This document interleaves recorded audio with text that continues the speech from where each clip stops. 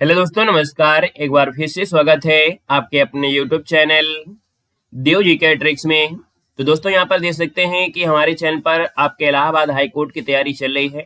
आपके यहाँ पर यूपीजी की क्लासें, करंट की क्लासें और आपकी हिंदी की क्लासें भी हो रही हैं। देख सकते हैं आज की इस वीडियो में हम लोग पढ़ने वाले हैं, जो कि आप देख सकते हैं उत्कर्ष प्रकाशन जो आपकी बुक आपकी थी, उसके जो ऑब्जेक्टिव क्वेश्चन है, जिसमें से हमने पॉलिटी कवर कराया है, ज्योग्राफी कवर करा दिया है, वर्ल्ड की ज्योग्राफी आपकी कवर कराया है ना, स्टैटिक जीके भी कवर कराया है। और यहाँ पर आज हम लोग कवर करने वाले हैं जो कि आपकी हिंदी यहाँ पर जो आपकी हिस्ट्री की क्लास है। तो इसमें जितने क्वेश्चन है लगभग 284 क्वेश्चन है। तो प्रयास करेंगे कि इसको दो पार्ट में हम कवर कर लेते हैं, ठीक है ना। तो वीडियो को पूरा देख लीजिएगा, दोनों पार्ट देख लीजिएगा। आपके एग्जाम में आने वाले जो हिस्ट्री क्वेश्चन होंगे वो आपको यहीं से मिलेंगे। और आप लोग बहुत ही बेहतरीन तरीके से बेसिक तैयारी करना चाहते हैं तो आप इनकी बुक को आप लोग खरीद सकते हैं। काफी अच्छा कंटेंट आपको बनाया गया है, तो बुक को भी आप लोग ले सकते हैं, ठीक है ना। तो चलिए स्टार्ट करते हैं। नमस्ते सभी को, जय हिंद। तो चलिए पहला क्वेश्चन आपके सामने और आपसे कह रहा है कि सिंधु घाटी सभ्यता किस युग की थी। चलिए फटाफट जवाब देना है और सुपर फास्ट तरीके से हमको लोगों को सॉल्व करना है, ठीक है ना। चलिए बताना है सिंधु घाटी सभ्यता किस युग की है। तो आप कहेंगे सर ये कांस्य युग की सभ्यता है, इसलिए सिंधु घाटी सभ्यता को कांस्य युगीन सभ्यता भी कहते हैं। ऑप्शन नंबर आपका बी यहाँ पर राइट हो जाएगा। क्वेश्चन नंबर आपका दूसरा है और आपसे कह रहा है कि हड़प्पा सभ्यता को सर्वप्रथम सिंधु सभ्यता का नाम किस विद्वान ने दिया था। हड़प्पा सभ्यता को सर्वप्रथम सिंधु सभ्यता का जो नाम दिया वो किस विद्वान ने दिया था। दूसरे का ऑप्शन डी हो जाएगा। ये है आपके जॉन मार्शल है। कौन है? John Marshall. ऑप्शन नंबर आपका डी यहाँ पर राइट हो जाएगा। आगे बढ़ते हैं। क्वेश्चन आपसे दिया गया है, क्वेश्चन नंबर आपका 3 है, सिंधु घाटी सभ्यता का जो मांडा स्थल है वो किस नदी के तट पर आपका स्थित है। क्वेश्चन आपका 3 है दोस्तों, याद रखिएगा। मांडा जो कि आपके जम्मू कश्मीर में है और आपकी चिनाव नदी की स्थल अर्थात इसके किनारे स्थित है। तो ऑप्शन नंबर आपका ए नंबर है यहाँ पर राइट हो जाएगा। आगे बढ़िएगा। क्वेश्चन नंबर का 4 दिया गया है और आपसे कह रहा है जुते हुए खेत के साक्ष्य का प्रमाण किस स्थल से मिलता है। जुते हुए खेत के जो साक्ष्य हैं इनका प्रमाण किस स्थल से मिलता है। 4 का ऑप्शन देना है। तो 4 का ऑप्शन बनेगा आपका सी नंबर आपके कालीबंगा से। कहां से प्राप्त होते हैं? कालीबंगा। ऑप्शन नंबर आपका सी राइट हो जाएगा। और आगे बढ़ते हैं। क्वेश्चन आपसे अगला पूछा गया है, कह रहा है क्वेश्चन नंबर आपका 5, हड़प्पा तथा मोहनजोदड़ो को किस विद्वान ने एक विस्तृत साम्राज्य की जुड़वा राजधानी कहा है। जो आपका हड़प्पा है वहीं पर आपका जो मोहनजोदड़ो है, इसको याद रखिएगा एक साम्राज्य की जुड़वा राजधानी जो कहा है वो किसने कहा है। यहाँ पर याद रखिए एक विद्वान थे, ये विद्वान है आपके स्टुअर्ट पिगट। कौन है? स्टुअर्ट पिगट इनका नाम है। तो ऑप्शन नंबर आपका बी राइट हो जाएगा। क्वेश्चन नंबर आपका 6 दिया गया है और आपसे कह रहा है कि विश्व का प्राचीनतम ज्ञात बंदरगाह जो कि गोदीवाड़ा प्राप्त हुआ है। दोस्तों याद रखिएगा ये सबसे प्राचीन बंदरगाह है, विश्व में प्राचीनतम बंदरगाह माना जाता है जो कि आपका गोदीवाड़ा है। और यहाँ पर देखा जाए तो 6 का ऑप्शन डी हो जाएगा। ये लोथल है जो कि आपके गुजरात में है ना। ऑप्शन नंबर आपका डी राइट हो जाएगा। आगे बढ़िएगा। क्वेश्चन आपसे अगला पूछा गया है और आपसे कह रहा है 7 नंबर है, मनुष्य के साथ कुत्ता दफनाने का जो साक्ष्य मिलता है वो किस सैंधव स्थल से प्राप्त हुए हैं। बताइएगा कि मनुष्य के साथ कुत्ता दफनाने का जो साक्ष्य किस सैंधव स्थल से प्राप्त हुआ है। तो 7 का ऑप्शन ए हो जाएगा आपके रोपड़ से प्राप्त हुआ। रोपड़ इसका जो राइट आंसर है, यहाँ पर ए नंबर ए राइट हो जाएगा। आगे बढ़ते हैं। क्वेश्चन आपसे दिया गया है 8 नंबर और आपसे कह रहा है मोहनजोदड़ो नामक स्थल की खोज किसने की थी। मोहनजोदड़ो नामक स्थल की जो खोज किया था वो किसने किया था। 8 का जो ऑप्शन है इनमें से राइट क्या हो जाएगा। तो आप कहेंगे सर इसका जो आंसर है वो आपका हो जाएगा रखाल दास बनर्जी। क्या हो जाएगा? रखाल दास बनर्जी। और कब किया था? तो 1922 में किया था। ऑप्शन नंबर आपका बी राइट हो जाएगा। आगे बढ़ते क्वेश्चन दिया गया है कि राखी गढ़ी स्थित है। राखी गढ़ी स्थित आपके कहां पर? तो ये आपके हरियाणा राज्य में है। ऑप्शन नंबर आपका सी राइट हो जाएगा। और आगे बढ़ते हैं। क्वेश्चन नंबर आपका 10 है, निम्नलिखित में से सिंधु घाटी सभ्यता का कौन सा नगर है जो 3 खंडों में विभाजित था। चलिए बताइएगा कि सिंधु घाटी सभ्यता का जो एक नगर है जो 3 खंडों में विभाजित था। 10 की अगर बात करते हैं तो दोस्तों याद रखिए जो आपका धौलावीरा है। कौन है? धौलावीरा जो आपका है, याद रखिए ये नगर 3 खंडों में विभाजित था। ऑप्शन नंबर आपका डी राइट हो जाएगा। और आगे बढ़ते हैं। क्वेश्चन दिया गया है निम्नलिखित में से कौन सा हड़प्पा स्थल है जो रंगोई नदी के किनारे स्थित है। चलिए यहाँ पर जवाब देना है, निम्नलिखित में से कौन सा हड़प्पा स्थल रंगोई नदी के किनारे स्थित है। देखा जाए तो 11 नंबर का जो ऑप्शन है वो आपका ए नंबर हो जाएगा, बनवाली। ये बनवाली जो कि आपकी सिंधु घाटी सभ्यता का एक स्थल है जो रंगोई नदी किनारे बसा था। यहाँ पर ये आपके हरियाणा के फतेहाबाद जिले में आपका है। आपका आंसर बन जाएगा ए नंबर है। अगला क्वेश्चन आपका 12 है और आपसे कह रहा है घोड़े की हड्डियां किस स्थल से प्राप्त हुई हैं। घोड़े की जो हड्डियां हैं वो आपकी प्राप्त हुई हैं आपके सुरकोटदा से। कहां से? तो आप कहेंगे सर घोड़े की हड्डियां ये सिंधु घाटी सभ्यता के गुजरात के कच्छ जिले में एक जगह पड़ता है सुरकोटदा, वहां से मिली है दोस्तों। ऑप्शन नंबर आपका बनेगा बी नंबर है, राइट हो जाएगा। आगे बढ़ते हैं, क्वेश्चन आपका 13 है और आपसे कह रहा है हड़प्पा पुरास्थल के उत्खनन के समय भारतीय पुरातत्व सर्वेक्षण विभाग का महानिदेशक कौन था। क्वेश्चन 13 है और 13 की बात करते हैं तो दोस्तों याद रखिएगा जब हड़प्पा पुरास्थल का उत्खनन किया जा रहा था उस समय आपके भारतीय पुरातत्व सर्वेक्षण विभाग की महानिदेशक जॉन मार्शल थे। ऑप्शन नंबर आपका सी जिसका आ रहा है बिल्कुल सही जवाब हो जाएगा जॉन मार्शल। आगे बढ़ते हैं, क्वेश्चन नंबर आपका 14 है और आपसे कह रहा है असुमेलित युग्म का चयन करना है। यहाँ पर देख सकते हैं 14 नंबर में पहला ऑप्शन है कि मोहनजोदड़ो जो था सिंधु नदी किनारे आपके स्थित था, लोथल आपकी भोगवा नदी किनारे था। यहाँ पर देखो दिया गया है कालीबंगा किस नदी के किनारे था। याद रखिएगा सतलज नदी नहीं होगा, कालीबंगा घग्घर नदी के किनारे स्थित था। कहां पर? तो आप कहेंगे सर जो कालीबंगा था वो आपके घग्घर नदी के किनारे स्थित था, याद रखिएगा, इसलिए यहाँ पर आंसर आपका सी गलत हो जाएगा।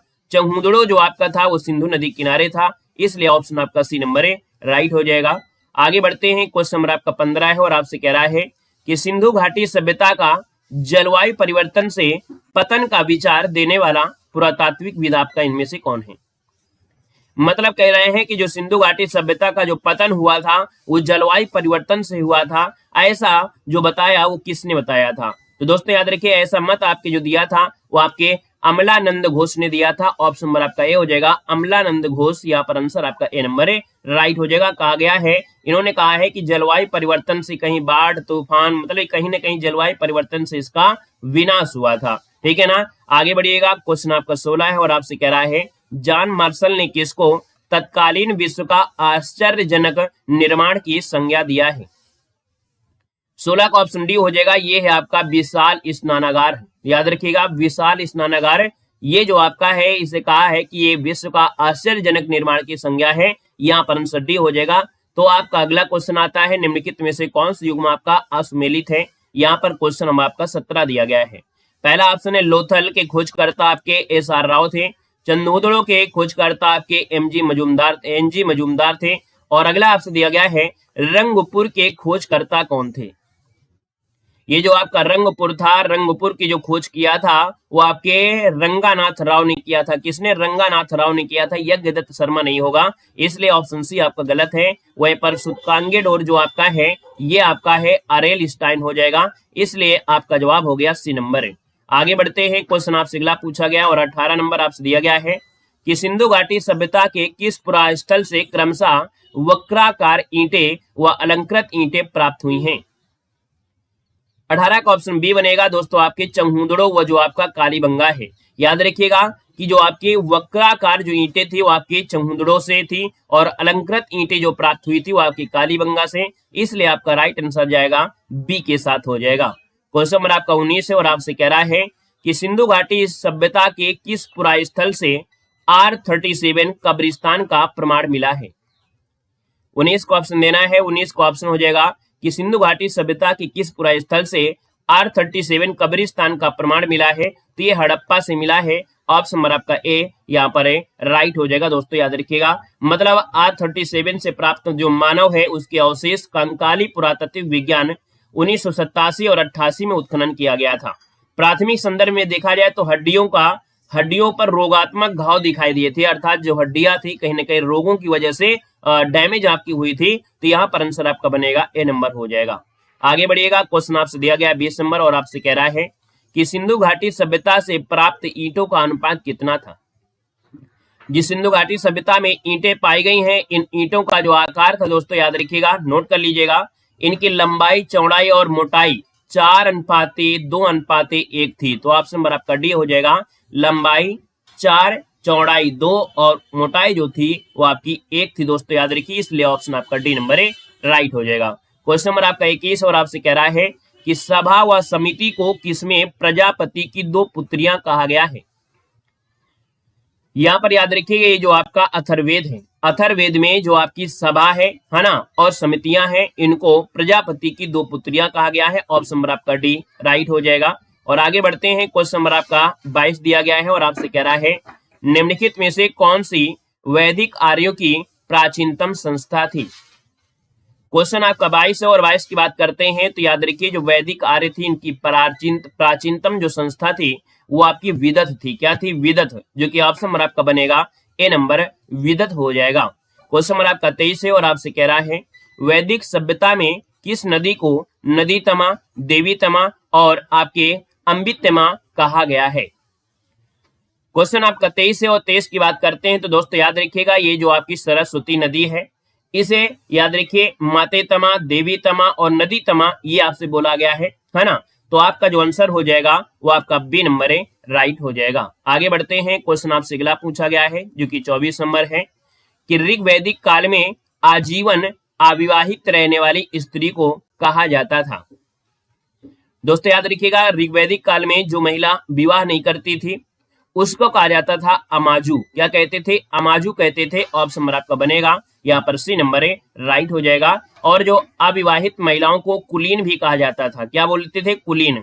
कुलीन का मतलब होता है जो शास्त्रों के मुताबिक है ना, शास्त्रों के मुताबिक अविवाहित महिलाओं के लिए कुल स्थिति से समान होता था, इसलिए ऑप्शन आपको सी देना है। क्वेश्चन आपका 25 और आपसे कह रहा है कि सतलज तथा चिनाव नदी का ऋग्वैदिक कालीन क्रमशः नाम क्या था। मतलब आपसे पूछा है जो आपकी वर्तमान में नदियां हैं उन नदियों में से प्राचीनता नाम आपसे पूछा है। तो 25 में से अगर हम पूछे कि सर सतलज नदी का पूरा नाम था तो आपका था पुराना नाम सतुद्री था। ये कब? ऋग्वैदिक काल में। वहीं पर चिनाव का जो आपका नाम था वो आपका अस्कनी था।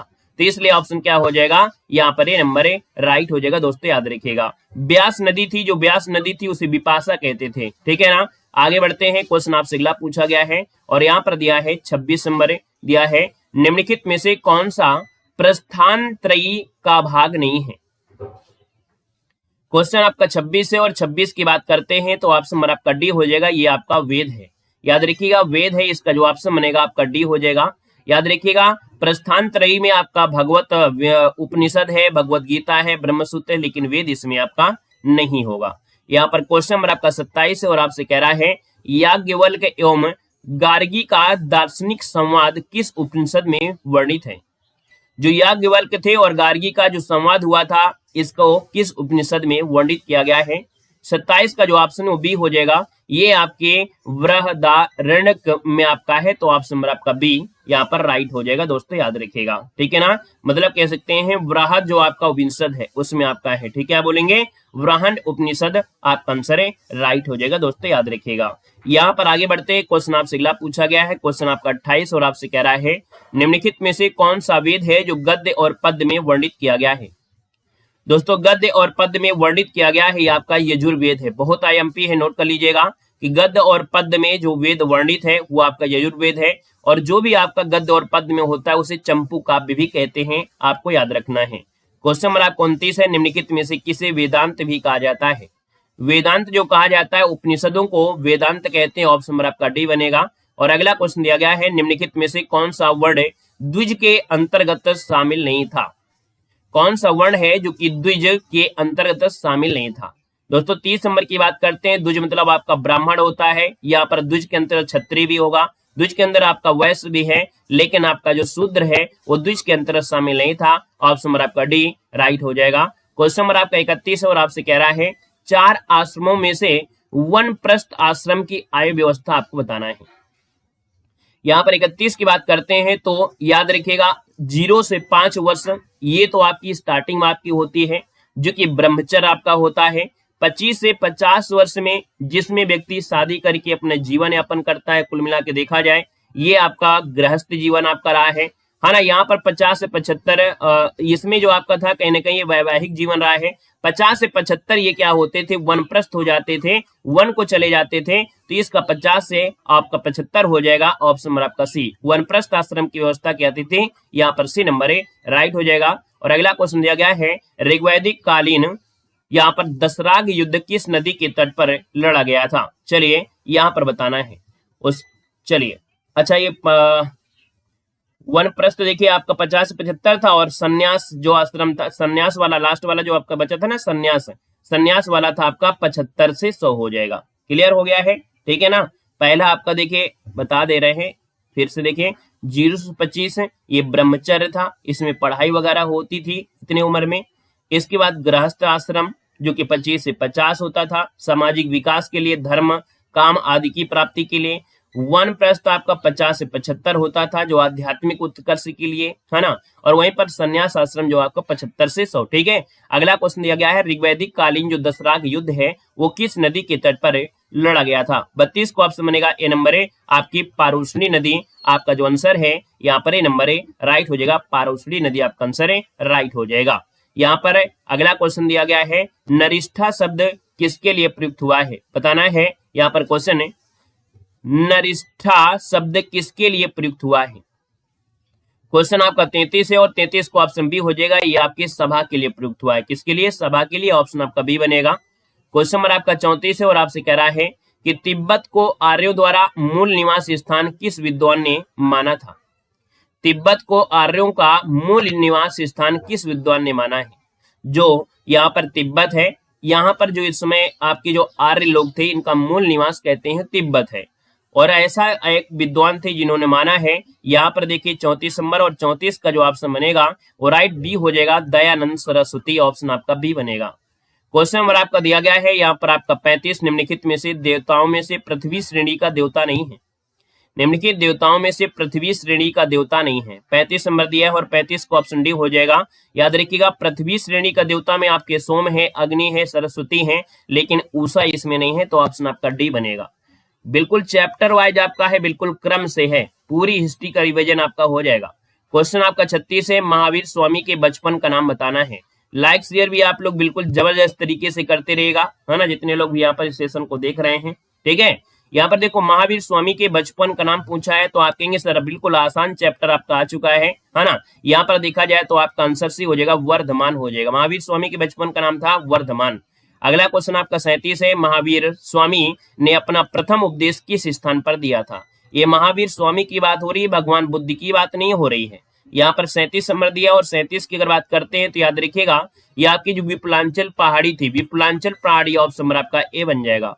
क्वेश्चन नंबर आपका यहाँ पर दिया गया है 38 नंबर, और 38 की अगर बात कर लेते हैं तो यहाँ पर आपसे कह रहा है कि सर सूची फर्स्ट को सूची सेकंड सम्मिलित करना है। जो जैन तीर्थकर थे और आपके प्रतीक थे, यहाँ पर देखिएगा कि आपको कौन किसका प्रतीक रहा है ना। चारों ऑप्शन देख लीजिएगा, और चारों ऑप्शन से आप यहाँ पर कहीं ना कहीं इसमें से चारों ऑप्शन के अनुसार इसको सही कर सकते हैं। देखिए आपके ऋषभ देव से आपको पता चला होगा कि ऋषभ देव का जो प्रतीक चिन्ह था वो क्या था भाई? ऋषभ देव के प्रतीक चिन्ह क्या था? यहाँ पर वृषभ हो जाएगा। यहाँ पर देखिए आपके जो अरिष्ट नेम थे, अरिष्ट नेम का जो प्रतीक चिन्ह था वो शंख था। पार्श्वनाथ का देखिए आपका सर्प था, और महावीर स्वामी का था सिंह। तो यहाँ पर देखिए ऑप्शन कौन बन गया है? ऑप्शन डी वाला यहाँ पर राइट हो जाएगा। आगे बढ़ते हैं, क्वेश्चन आपसे अगला पूछा गया है, और आपसे कह रहा है कि महावीर स्वामी ने 5वां महाव्रत जोड़ा, वह कौन सा था? पहले प्रारंभ में जैन धर्म में 4 व्रत थे, महाव्रत थे, लेकिन लास्ट में इन्होंने एक 5वां महाव्रत जोड़ा, और ये क्या था? 39 नंबर में ऑप्शन नंबर आपका बी हो जाएगा, ब्रह्मचर्य। ब्रह्मचर्य को इन्होंने जोड़ा, ऑप्शन नंबर आपका बी हो जाएगा। आगे बढ़ते हैं, थोड़ा सा इसको और जूम कर लेते हैं, है ना, ताकि आपकी स्क्रीन में भी बिल्कुल भरा भरा हरा भरा दिखाई दे। चलिए यहाँ पर देखो आपसे कह रहा है, क्वेश्चन नंबर आपका कौन सा है? दिया है 40 कि भगवान महावीर स्वामी के प्रथम शिष्य का नाम क्या था? यहाँ पर 40 नंबर दिया, और 40 की बात करते हैं तो भगवान महावीर स्वामी के प्रथम शिष्य का नाम था जमाली। ऑप्शन नंबर आपका ए बनेगा। अगला क्वेश्चन दिया गया है 41 नंबर है, जैन त्रिरत्नों में से कौन शामिल नहीं है?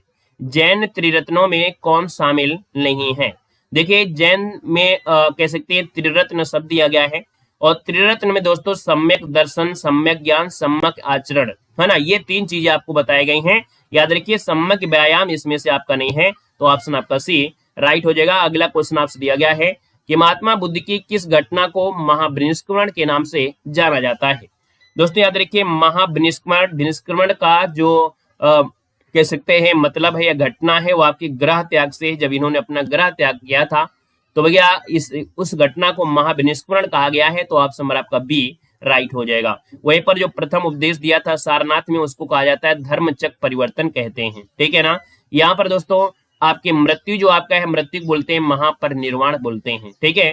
क्वेश्चन नंबर आपका दिया है 43 नंबर में, सूची फर्स्ट को सूची सेकंड से यहाँ पर सुमेलित करना है। आपकी बौद्ध संगतियां दी गई हैं और आपकी स्थान दिए गए हैं। अब आपको यहाँ पर बताना है कि 43 नंबर में आपका आंसर क्या हो जाएगा। तो पहला ऑप्शन देखिएगा, यहाँ पर दिया प्रथम बौद्ध संगीति, और जो प्रथम बौद्ध संगीति हुई थी वो आपकी कहाँ पर हुई थी। चलिए फटाफट जवाब दीजिएगा भाई।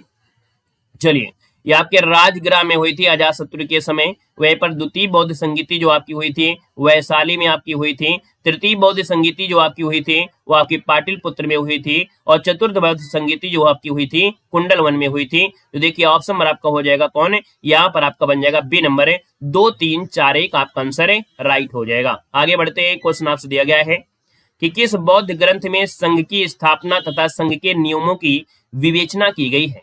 देखिए 44 का ऑप्शन बी हो जाएगा आपकी विनय पिटक।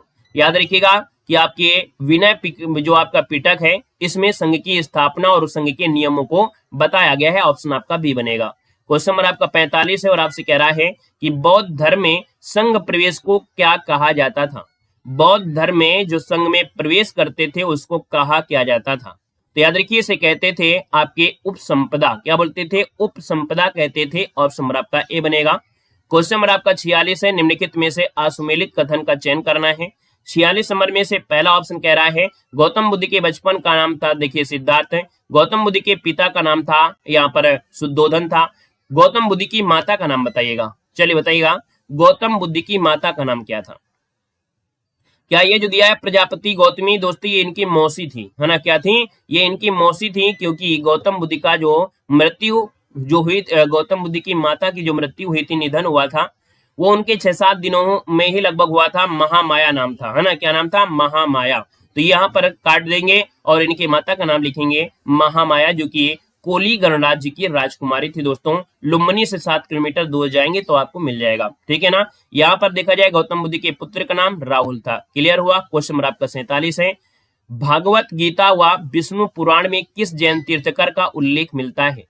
भगवत गीता व विष्णु पुराण में किस जैन तीर्थकर का उल्लेख मिलता है। 47 नंबर आपसे कह रहा है तो ऋषभ देव का उल्लेख मिलता है भगवत गीता और विष्णु पुराण में। याद रखिए ये आपके ऋषभ देव जो आपके आदिनाथ हैं, जो आपके पहले जैन रहे हैं, ऑप्शन नंबर आपका बी हो जाएगा।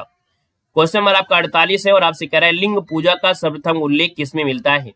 लिंग पूजा का जो सर्वप्रथम उल्लेख है वो किसमें मिलता है, 48 नंबर दिया है। और 48 की अगर बात करते हैं तो ऑप्शन बी हो जाएगा मत्स्य पुराण में। किसमें, मत्स्य पुराण, जो कि सबसे पुराना पुराण है, ऑप्शन नंबर आपका बी बनेगा। अगला क्वेश्चन दिया है 49 नंबर में, वामन पुराण के अनुसार निम्नलिखित में से शैव संप्रदाय की शाखा आपकी नहीं है। बताना है वामन पुराण के अनुसार निम्न में से शैव संप्रदाय की शाखा नहीं है। याद रखिए शैव संप्रदाय में आपका पशुपत हो जाएगा, कापालिक हो जाएगा, कलामुख हो जाएगा, लेकिन नाथ संप्रदाय ये आपका नहीं है। तो ऑप्शन नंबर आपका सी यहाँ पर राइट हो जाएगा। आगे बढ़ते हैं, क्वेश्चन आपसे अगला पूछा गया है और आपसे कह रहा है भगवान कृष्ण का प्रथम उल्लेख किस उपनिषद में मिलता है। चलिए भाई बताइए फटाफट। क्वेश्चन नंबर आपका 50 है और आपसे कह रहा है कि भगवान कृष्ण का जो सर्वप्रथम उल्लेख है वो किस उपनिषद में मिलता है। यहाँ पर देखा जाए 50 नंबर में, और 50 को ऑप्शन डी हो जाएगा, ये मिलता है छंदोग उपनिषद में। किसमें, छंदोग उपनिषद में, ऑप्शन नंबर आपका डी बनेगा। क्वेश्चन नंबर आपका 51 है और आपसे कह रहा है कि मेगस्थनीज ने कृष्ण को किस नाम से उल्लेखित किया है। देखिए 51 का ऑप्शन बनेगा सी नंबर। याद रखिएगा भगवान कृष्ण को मेगस्थनीज ने हेराक्लीज कहा है। क्या बोला है, इन्होंने किस नाम से उल्लेखित किया है, हेराक्लीज के नाम से उल्लेखित किया है। ऑप्शन नंबर आपका सी यहाँ पर राइट हो जाएगा। तभी से यूनानी देवता हेराक्लीज अर्थात यूनानी पौराणिक कथाओं का हिस्सा बन गया था। यहाँ पर आगे बढ़ते हैं, क्वेश्चन दिया गया है कि पैगंबर मोहम्मद साहब के जन्म दिवस पर कौन सा पर्व मनाया जाता है। तो जो आपके मोहम्मद साहब थे इनके जन्म दिवस में कौन सा पर्व मनाते हैं। तो आपकी इस्लाम में याद रखिएगा कि यहाँ पर ये पर्व होता है जिसे बोलते हैं ईद ए मिलाद उन नबी। यहाँ पर जो आंसर है वो ऑप्शन डी नंबर है, राइट हो जाएगा। क्वेश्चन आपका 53 है, इस्लाम धर्म का संस्थापक किसे माना जाता है। इस्लाम धर्म का जो संस्थापक है वो किसको मानते हैं। तो आपके पैगंबर मोहम्मद साहब, ऑप्शन नंबर आपका सी बन जाएगा। क्वेश्चन नंबर आपसे अगला पूछा गया है और आपसे कह रहा है कि ईसा मसीह को 33 ईस्वी में सूली पर किसने चढ़ाया था। जो ईसा मसीह थे इनको 33 ईस्वी में सूली पर चढ़ा दिया गया था। और जो सूली पर चढ़ाया था दोस्तों याद रखिए ये आपके कौन है, ए नंबर है, रोमन गवर्नर थे पोंटियस। कौन थे, पोंटियस। ऑप्शन नंबर आपका ए बन जाएगा। क्वेश्चन नंबर आपका 55 है और आपसे कह रहा है निम्न में से ईसाई धर्म का त्रित्व नहीं है। ईसाई धर्म का त्रित्व नहीं है दोस्तों। 55 नंबर की अगर बात करते हैं तो यहाँ पर देखिएगा ईश्वर पिता है ना, ईश्वर पुत्र, ईश्वर पवित्र आत्मा, ईश्वर भक्ति, ये इसमें आपका ऐड नहीं है। तो ऑप्शन नंबर आपका बनेगा बी नंबर आपका हो जाएगा। क्वेश्चन नंबर आपका 56 है और आपसे कह रहा है यहाँ पर कौन सा सुमेलित है या सही सुमेलित नहीं है। तो चलिए यहाँ पर 56 नंबर आपको देख लेते हैं। ये जो महाजनपद है और आपकी राजधानी है, हमने आपको महाजनपद आपको पढ़ाया था, बेसिक पढ़ाया था, हर एक जनपद के बारे में डिटेल से जो क्वेश्चन बनते हैं वो भी हमने आपको यहाँ पर बताया था। तो अब आपको बताना है यहाँ पर आपका जो सही आंसर होगा वो क्या होगा। तो देखिए जो अंग महाजनपद है इसकी राजधानी जो थी वो आपकी चंपा थी। क्या थी, चंपा थी दोस्तों, याद रखिए चंपा हो जाएगा, यहाँ पर 4 बनेगा। गांधार महाजनपद की अगर राजधानी पूछे तो आपको तक्षशिला बताना है, तक्षशिला जो पाकिस्तान में है। सुरसेन महाजनपद की राजधानी क्या थी, तो आपकी मथुरा थी दोस्तों, याद रखिए, इसलिए मथुरा के आसपास के क्षेत्र को सुरसेन कहा जाता था। यहाँ पर राजा तो है वो आपके सुरसेन। यहाँ पर देखिए मगध साम्राज्य की राजधानी यहाँ पर क्या हो जाएगा, गिरिव्रज हो जाएगा। तो इसके हिसाब से ऑप्शन क्या हो गया, यहाँ पर सी नंबर राइट हो जाएगा। और आगे बढ़ते हैं, क्वेश्चन दिया गया है कि किस शासक ने सोन तथा गंगा नदियों के संगम पर पाटलिपुत्र नगर की स्थापना किया था। क्वेश्चन नंबर आपका 57 देना है और 57 की बात करते हैं कि किस शासक ने सोन नदी और गंगा नदियों के संगम पर पाटलिपुत्र नगर की स्थापना की थी। 57 की बात करते हैं तो ऑप्शन नंबर आपका बी हो जाएगा। ये आपकी उदयन है जिन्होंने गंगा और यहाँ पर सोन नदियों के संगम पर पाटलिपुत्र की स्थापना किया। ऑप्शन नंबर आपका बी बनेगा। क्वेश्चन नंबर आपका 58 है और आपसे कह रहा है नंद वंश का संस्थापक कौन था। नंद वंश का संस्थापक पूछा है दोस्तों आपका, ये थे आपके महापद्मानंद। कौन है, महापद्मानंद थे। याद रखिए भारत के पहले ऐतिहासिक सम्राट के रूप में भी जाना जाता है दोस्तों, याद रखिए। और पुराणों के अनुसार ये एक शूद्र महिला से अंतिम शिशुनाग राजा पुत्र था, ये कहा जाता है। आगे बढ़ते हैं, क्वेश्चन दिया गया है कि 16 महाजनपदों का उल्लेख निम्नलिखित में से किस ग्रंथ में मिलता है।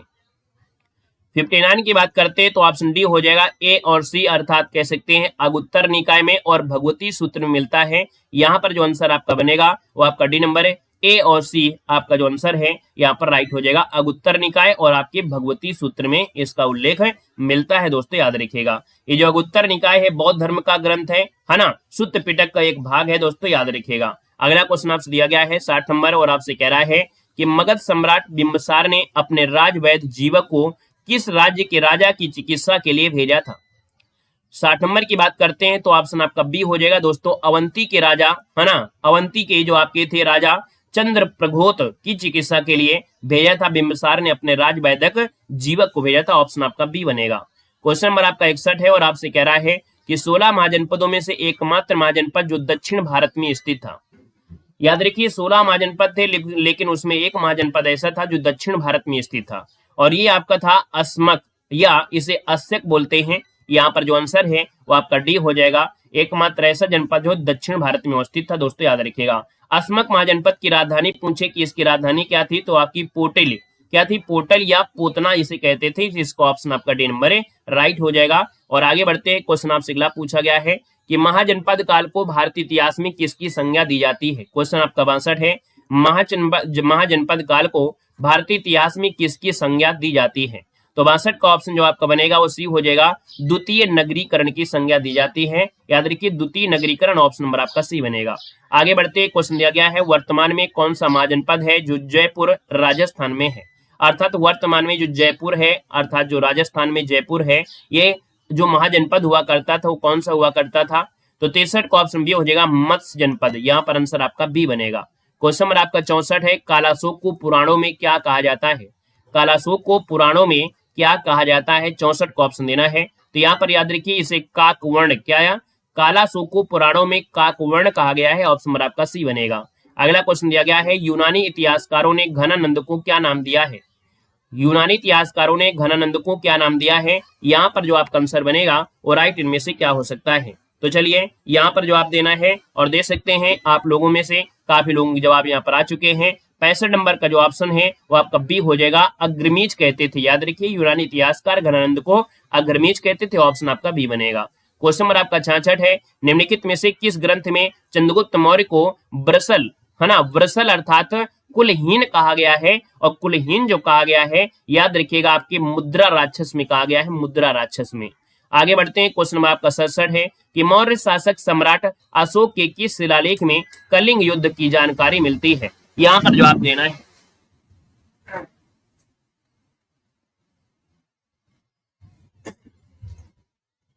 चलिए बताइएगा कि मौर्य शासक सम्राट अशोक के किस शिलालेख में कलिंग युद्ध की जानकारी मिलती है। तो ये कलिंग युद्ध हुआ था दोस्तों, याद रखिएगा आपका जो आंसर है वो डी हो जाएगा। 13वां शिलालेख है जो कि यहाँ पर आपकी कलिंग युद्ध की जानकारी मिलती है, और अशोक का सबसे महान सबसे बड़ा जो शिलालेख था वो 13वां था। ऑप्शन आपका डी बनेगा। क्वेश्चन नंबर आपका 68 है कि इंडिका नामक पुस्तक के लेखक आपके कौन है। इंडिका नामक पुस्तक के जो लेखक है वो आपके कौन है, तो आपके मेगस्थनीज। ऑप्शन नंबर आपका ए हो जाएगा। यहाँ पर अगला क्वेश्चन दिया गया है कि मौर्यकालीन जो प्रांत थे और उनकी राजधानियों को सुमेलित करना है। यहाँ पर देखना है कि कौन सी राजधानी क्या थी। देखिए यहाँ पर प्रांत दिया है उत्तरापथ, क्या दिया है, उत्तरापथ। इसकी राजधानी तक्षशिला थी। दक्षिणा पथ दिया गया है, दक्षिणा जो पथ है इसकी सुवर्णगिरी थी। अवंती की बात करते हैं तो इसकी राजधानी उज्जैन, और कलिंग की आपकी थी तोसली। ये क्रम जो आपका दिया है 1 2 3 4 वाला बिल्कुल सही जवाब है। आगे बढ़ते हैं, क्वेश्चन आपसे अगला पूछा गया है कि बिंदुसार को जैन ग्रंथों में किस नाम से जाना गया है। बिंदुसार को जैन ग्रंथों में किस नाम से जाना गया है, तो दोस्तों याद रखिएगा सिंहसेन के नाम से जाना गया। ऑप्शन नंबर आपका ए हो जाएगा। फटाफट जवाब देते रहिए भाई। क्वेश्चन नंबर आपका 71 है और आपसे कह रहा है चंद्रगुप्त मौर्य के शासनकाल में सुदर्शन झील का निर्माण किसने करवाया था। बताना है कि चंद्रगुप्त मौर्य के शासनकाल में सुदर्शन झील का जो निर्माण करवाया था वो किसने करवाया था। तो दोस्तों याद रखिएगा आपका पुष्यगुप्त थे। कौन है, ये पुष्यगुप्त थे। ऑप्शन नंबर आपका बी राइट हो जाएगा। अगला क्वेश्चन दिया गया है कि सम्राट अशोक को किस शिलालेख में बुध शाक्य कहा गया है। बताना है कि सम्राट अशोक को किस अभिलेख में बुध शाक्य कहा गया है। 72 का जो ऑप्शन है वो आपका डी हो जाएगा। ये मास्की का जो अभिलेख है, मास्की का अभिलेख। ऑप्शन नंबर आपका डी हो जाएगा। क्वेश्चन नंबर आपका 73 और आपसे कह रहा है कि सम्राट अशोक ने बौद्ध धर्म का प्रचार करने हेतु श्रीलंका में किन बौद्ध भिक्षुओं को भेजा था। तो याद रखिए बौद्ध धर्म का प्रचार करने के लिए अशोक ने यहाँ पर जो भेजा था वो किसको, तो आपके याद रखिए महेंद्र और संघमित्रा को भेजा था। ऑप्शन नंबर आपका सी राइट हो जाएगा। और अगले क्वेश्चन को आते हैं। क्वेश्चन आपसे अगला पूछा गया है 74 नंबर आपसे कह रहा है कि कौटिल्य द्वारा रचित अर्थशास्त्र के सप्तांग सिद्धांत में कौन सा एक अंग शामिल नहीं है। कौटिल्य ने अर्थशास्त्र रचा था और अर्थशास्त्र की रचना में इन्होंने सप्त सिद्धांत दिया है, और इस सप्त सिद्धांत में एक अंग इसमें से आपका कौन सा है जो इसमें शामिल नहीं है। तो दोस्तों यहाँ पर देखा जाए तो आपका जो आंसर है 74 नंबर में वो ऑप्शन आपका बनेगा डी नंबर, कृषक इसमें शामिल नहीं है। तो ये जो 7 अंग शामिल थे वो आपके कौन है, तो एक राजा, फिर आपका अमात्य, अमात्य मतलब होता है नौकरशाह, तीसरा आपका था जनपद जो कि क्षेत्र, दुर्ग जो आपका किला, कोष मतलब खजाना, दंड मतलब सेनाधिकारी, और मित्र मतलब सहयोगी। तो यहाँ पर देखिए कृषक का नाम आया है, नहीं आया है, तो ऑप्शन नंबर आपका डी हो जाएगा। क्वेश्चन नंबर आपका 75 है और आपसे कह रहा है अशोक के अभिलेखों में सर्वप्रथम टी फेंथैलर ने किस अभिलेख की खोज की थी। 75 की बात करते हैं तो ऑप्शन हो जाएगा दिल्ली में जो आपका मेरठ लेक है, यहाँ पर जो आंसर है वो आपका ये नंबर है राइट हो जाएगा। और अगला क्वेश्चन दिया गया है बिंदुसार ने उज्जैनी अर्थात उज्जैन का राज्यपाल किसे नियुक्त किया था। दोस्तों 76 की बात करते हैं तो ऑप्शन नंबर आपका बी हो जाएगा। उज्जैन का जो राज्यपाल नियुक्त किया था बिंदुसार ने, अशोक किया था। ऑप्शन नंबर आपका बी यहाँ पर राइट हो जाएगा। अगला क्वेश्चन आपसे दिया गया है कि अशोक के किस लघु स्तंभ लेख को रानी का लेख भी कहा जाता है। चलिए 77 का ऑप्शन देना है, अशोक के किस लघु स्तंभ लेख को रानी का लेख भी कहा जाता है। 77 की बात करते हैं तो दोस्तों ये आपका जो कौशाम्बी स्तंभ लेख है, कौन है, कौशाम्बी स्तंभ लेख है। यहाँ पर जो आंसर है यहाँ पर आपका बी हो जाएगा। अगला क्वेश्चन 78 दिया गया है कि मौर्य प्रशासन में राजकीय दस्तावेजों को सुरक्षित करने वाला अधिकारी इनमें से कौन था। मौर्य शासन में राजकीय दस्तावेजों को सुरक्षित करने वाला अधिकारी कौन था। 78 का ऑप्शन सी हो जाएगा। इस अधिकारी का नाम हुआ करता था प्रशास्ता। क्या नाम था, प्रशास्ता। ऑप्शन नंबर आपका सी राइट हो जाएगा। और अगला क्वेश्चन यहाँ पर 79 है और आपसे कह रहा है कि अशोक के शासन काल में 13वें वर्ष में धम्म महापात्रों की महामात्रों की नियुक्ति का उल्लेख किस शिलालेख में है। दोस्तों यहाँ पर 79 की बात करते हैं तो आपका जो पांचवां शिलालेख है, पांचवां शिलालेख में याद रखिएगा सम्राट अशोक ने जो महामात्रों की नियुक्ति किया था उसका उल्लेख पांचवें शिलालेख में आपका किया गया है। दोस्तों याद रखिएगा, है ना। यहाँ पर जो आंसर वो आपका डी हो जाएगा। और अगला क्वेश्चन दिया गया है, मौर्य काल में मुद्राओं को जांचने वाला अधिकारी कहलाता था। मौर्य काल में मुद्राओं को जांचने वाला जो अधिकारी कहलाता था वो क्या कहलाता था? 80 का ऑप्शन देना है। और यहाँ पर देखा जाए 80 नंबर और 80 की अगर बात कर लेते हैं तो आपका जो आंसर बनेगा वो ए हो जाएगा, रूप दर्शक। क्या बोलते थे? जो मौर्य काल में मुद्राओं को जांचा करते थे उन अधिकारियों को रूप दर्शक कहते थे। ऑप्शन नंबर आपका ए नंबर ए राइट हो जाएगा। अगला क्वेश्चन दिया गया है, क्वेश्चन आपका 81 और आपसे कह रहा है सातवाहन वंश का संस्थापक इनमें से कौन था? सातवाहन वंश का संस्थापक पूछा गया है तो दोस्तों ये आपका सिमुक था। कौन था? सिमुक था। ये कई बार क्वेश्चन आपका पूछा जा चुका है। अगला क्वेश्चन है, भारत का आइंस्टीन किसको कहा जाता है? भारत का जो आइंस्टीन है किसको कहा जाता है? 82 का ऑप्शन बी बनेगा, ये आपके नागार्जुन को कहते हैं। क्वेश्चन नंबर आपका 83 और आपसे कह रहा है गौतम बुद्ध की प्रथम मूर्ति का निर्माण किस शैली में हुआ था? चलिए जवाब देना है कि गौतम बुद्ध की प्रथम मूर्ति का निर्माण किस शैली में हुआ था? 83 का ऑप्शन सी हो जाएगा, मथुरा शैली में। किस शैली में? तो आपकी मथुरा कला शैली में बनी थी। मथुरा कला शैली की शुरुआत पहली शताब्दी ईस्वी पूर्व में यहाँ पर हुई थी। याद रहे, पहली शताब्दी ईस्वी में आपकी हुई थी, जो कि सर्वाधिक सृजन कुषाण काल में हुआ था। याद रखिएगा, यहाँ पर जो कुषाण काल की मूर्तियां हैं, मथुरा कला की शैलियां हैं, ये भारत में नहीं पूरे विश्व में आपकी प्रसिद्ध हैं। क्वेश्चन आपका 84 और आपसे कह रहा है निम्नलिखित में से समुद्रगुप्त की प्रयाग प्रशस्ति का जो लेखक था वो आपका कौन था? 84 की बात करते हैं तो दोस्तों प्रयाग प्रशस्ति का जो आपका लेखक था वो आपका हरिसेन था। ऑप्शन नंबर आपका बी यहाँ पर राइट हो जाएगा। और हरिसेन 4वीं शताब्दी के संस्कृत के कवि थे। ये समुद्रगुप्त के मंत्री भी थे। आगे बढ़ते हैं, क्वेश्चन दिया गया है कि कुमार देवी किस गुप्त शासक की पत्नी थी? कुमार देवी किस गुप्त शासक की पत्नी थी? ये भी क्वेश्चन आपका कई बार पूछा जा चुका है। यहाँ पर देखिए 85 नंबर है और 85 का ऑप्शन हो जाएगा चंद्रगुप्त प्रथम। इसका answer A number A right हो जाएगा। अगला क्वेश्चन दिया गया है गुप्त साम्राज्य में किस शासक को लिच्छवी दौहित्र कहा गया है? गुप्त साम्राज्य में किस शासक को लिच्छवी दौहित्र कहा गया है? यहाँ पर 86 दिया है और 86 की अगर हम बात कर लेते हैं तो ऑप्शन नंबर आपका बनेगा डी नंबर, समुद्रगुप्त को लिच्छवी दौहित्र कहा गया है। क्वेश्चन नंबर आपका 87 है और कह रहा है अजंता की किस गुफा में महात्मा बुद्ध के महाविनिष्करण का अंकन दिखाई पड़ता है? तो दोस्तों यहाँ पर 87 का ऑप्शन देना है।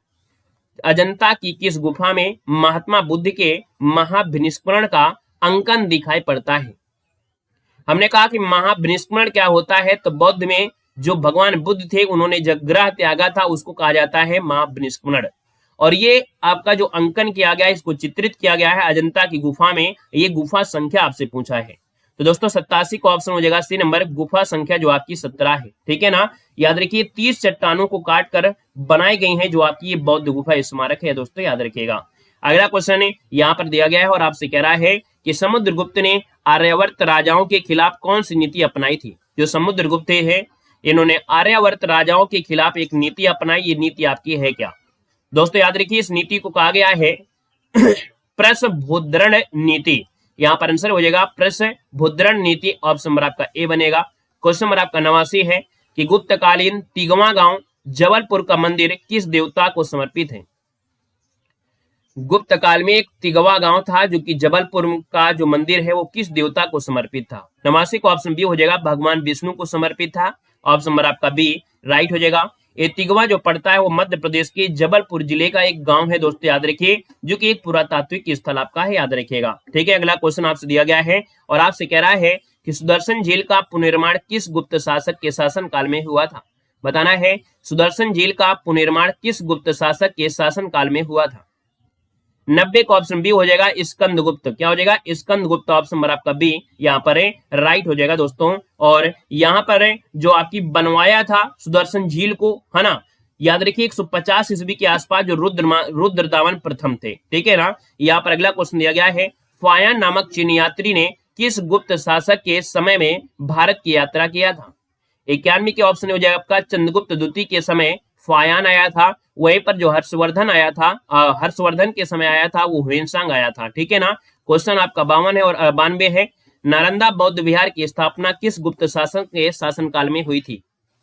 नालंदा बौद्ध विहार की स्थापना किस गुप्त शासक के काल में हुई थी? तो नालंदा बौद्ध विहार जो आपका बना था, याद रखिएगा, आपके कुमार गुप्त प्रथम ने बनवाया था। इसको ऑप्शन नंबर आपका डी राइट हो जाएगा। अगला क्वेश्चन आपसे दिया गया है कि निम्नलिखित में से असुमेलित आपको बताना है। यहाँ पर पुस्तक दिया गया है और आपसे लेखक दिया गया है। तो चलिए 93 का ऑप्शन देना है। पहला ऑप्शन है मुद्रा राक्षस के लेखक कौन है? विशाखा दत्त हैं। चंद व्याकरण के जो आपके लेखक है वो आपके चंद्रगौमनी हैं। वहीं पर आपसे दिया गया है मालविकाग्निमित्र के जो लेखक है वो आपके कौन है? चलिए 93 का ऑप्शन दीजिएगा और 93 का ऑप्शन बनेगा मालविकाग्निमित्र के जो लेखक अमर सिंह नहीं है, यहाँ पर याद रखिएगा। यहाँ पर इसके जो लेखक आपके हैं वो आपके कालिदास हैं दोस्तों, याद रखिएगा, ठीक है ना, जो कि शास्त्रीय संगीत लेखक आपके रहे हैं।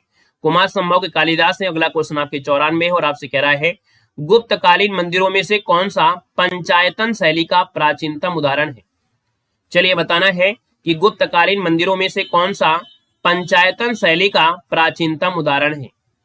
94 की बात करते हैं तो ऑप्शन नंबर आपका बी हो जाएगा। ये जो देवगढ़ का दशावतार मंदिर है, देवगढ़ का जो दशावतार मंदिर है, ये आपके पंचायतन शैली की वास्तुकला है। ऑप्शन नंबर आपका बी बनेगा। और अगला क्वेश्चन दिया गया है कि गुप्त काल में सेना का प्रमुख सेनापति कौन होता था? गुप्त काल में सेना का मुख्य सेनापति पूछा गया है। गुप्त काल में सेना का जो मुख्य सेनापति होता था वो क्या होता था? दोस्तों यहाँ पर देखिए, इसको बोला जाता था महाबलाधिकृत। क्या बोलते थे? महाबलाधिकृत बोलते थे। ऑप्शन नंबर आपका ये बनेगा। क्वेश्चन नंबर आपका 96 और आपसे कह रहा है गुप्त काल में ब्राह्मणों को दी जाने वाली कर मुक्त भूमि किस नाम से जानी जाती थी?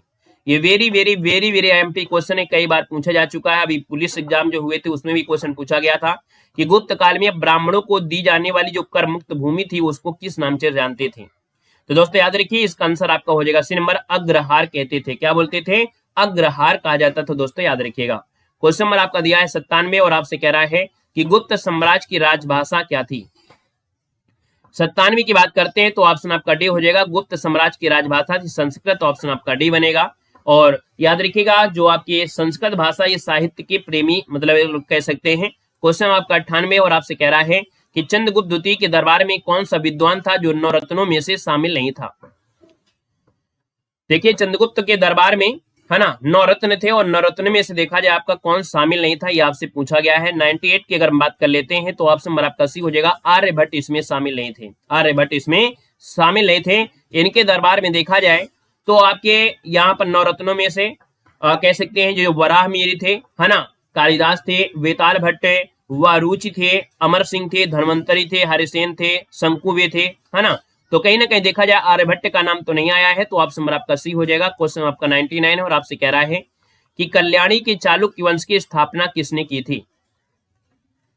चलिए यहां पर देखा जाए तो आपका जो आंसर है बी हो जाएगा। तैलप द्वितीय ने किया था। कल्याणी के जो चालुक्य वंश है इसकी स्थापना जो किया था तैलप द्वितीय ने किया था। ऑप्शन नंबर आपका बी राइट हो जाएगा, नोट कर लीजिएगा, ठीक है ना। अगला क्वेश्चन यहाँ पर दिया गया है और आपसे कह रहा है कि मिताक्षरा नामक ग्रंथ की रचना किसने की थी?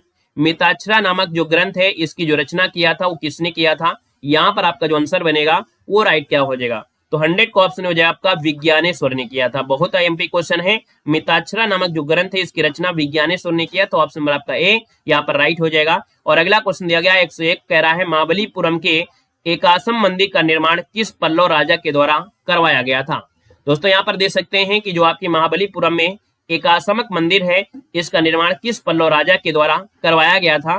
तो यहाँ पर जो आपका आंसर है वो आपका नरसिंह वर्मन प्रथम ने करवाया था। ऑप्शन नंबर आपका बनेगा सी नंबर हो जाएगा। अगला क्वेश्चन यहाँ पर दिया गया है और आपसे कह रहा है क्वेश्चन 102 है कि कांची के कैलाश नाथ मंदिर का निर्माण किस पल्लव शासक ने करवाया था? और अगला क्वेश्चन है चोर वंश का संस्थापक कौन था? तो क्वेश्चन नंबर आपका 102 और क्वेश्चन नंबर जो आपका 103 है, ये दो क्वेश्चन का जवाब जो देना है वो आपको कमेंट बॉक्स में कमेंट करके आपको बताना है ना। यहाँ पर हमने कहा है कि यहाँ पर हिस्ट्री में जो आपकी क्वेश्चन है 232 हैं। बचे हुए जो क्वेश्चन आपको है हम नेक्स्ट पार्ट में आपको करा देंगे। और अभी आपने देखा कि इस पार्ट में जो आपकी प्राचीन हिस्ट्री रही है लगभग आपकी खत्म होने के कगार में है। और इसके बाद जो बचे हुए क्वेश्चन होंगे आधुनिक भारत, मध्य भारत आपको एक साथ हो जाएगा। तो दूसरा वीडियो देखना ना भूलें, क्योंकि उसको अगर देख लेते हैं तो कंप्लीट आपकी हिस्ट्री यहाँ पर हो जाएगी। और जो भी आपके एग्जाम लगे हैं चाहे वो आपका हाई कोर्ट का हो, चाहे आपके एनटीपीसी हो या कोई भी हो, लगभग हिस्ट्री के जो क्वेश्चन आपको मिलने वाले हैं वो आपको यहीं से मिलेंगे। वीडियो कैसा लगा है एक बार जरूर कमेंट करिएगा, और कहां से जुड़े हैं है ना, और किस एग्जाम का फॉर्म आपने भरा है ये भी कमेंट बॉक्स में कमेंट करिएगा। वीडियो लाइक करिए, नए जुड़े हैं तो चैनल को सब्सक्राइब करिएगा। बाकी इसके जितने भी पार्ट आपके बने हैं है ना हर सब्जेक्ट के, वो आपके कह सकते हैं प्लेलिस्ट में मिल जाएंगे। धन्यवाद, जय हिंद, वंदे मातरम।